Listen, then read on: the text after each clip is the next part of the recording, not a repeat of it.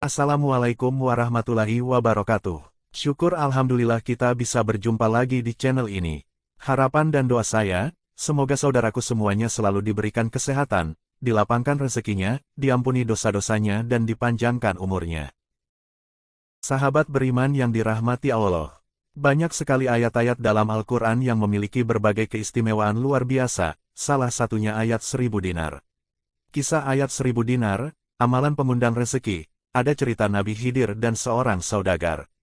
Bagi yang belum pernah mendengar ayat 1000 dinar perlu Anda ketahui bahwa ayat ini adalah bagian akhir ayat 2 dan seluruh ayat 3 dalam surat At-Talaq. Dinamakan ayat 1000 dinar adalah karena khasiat ayat 1000 dinar yang konon jika dibaca akan memudahkan kita dalam mencari rezeki. Berikut ini bunyi ayat 1000 dinar. Al-Quran Surah At-Talaq ayat 2-3. يتق الله يجعل له مخرجا ويرزقه من حيث لا يحتسب ومن يتوكل على الله فهو حسبه إن الله بالغ أمره قد جعل الله لكل شيء قدرا. Kisah ayat 1000 dinar. Jika ditelusuri dari jejak sejarah, diceritakan pada zaman dahulu ada seorang lelaki yang bekerja sebagai pedagang.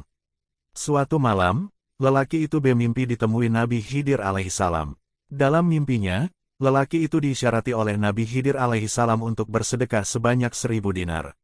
Awalnya lelaki itu tidak mengindahkan isyarat mimpi ini, kemudian datang mimpi yang kedua dan ketiga dengan jalan mimpi yang sama. Lelaki itu kemudian berpikir bahwa mimpi yang ia alami merupakan kebenaran. Setelah bersedekah sebanyak 1000 dinar, lelaki itu bermimpi lagi bertemu dengan Nabi Khidir alaihissalam.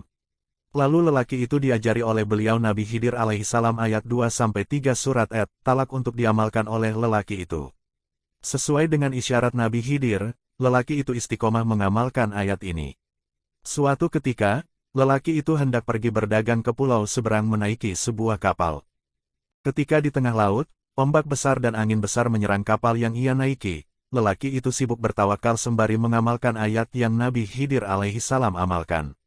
Ombak yang besar membuat kapal itu pecah. Diketahui tidak ada yang selamat dari musibah tersebut kecuali lelaki pedagang itu.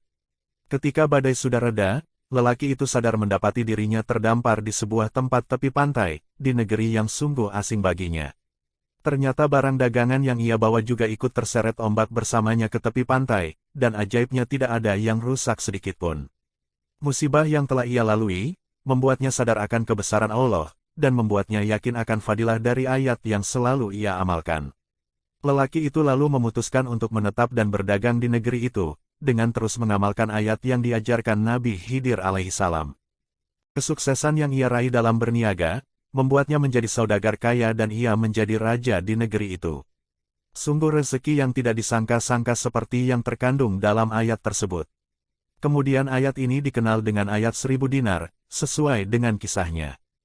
Dikutip dari laman Jawa Pos, ayat 1000 dinar adalah salah satu ayat Al-Quran yang diyakini memiliki keistimewaan dari Allah Subhanahu wa Ta'ala.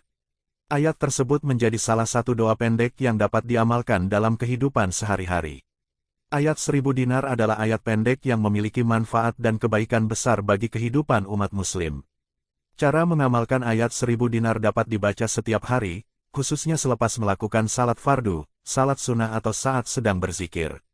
Bagi umat muslim yang mengamalkan ayat tersebut secara bersungguh-sungguh, niscaya Allah akan datangkan rezeki berlimpah di kehidupan mereka.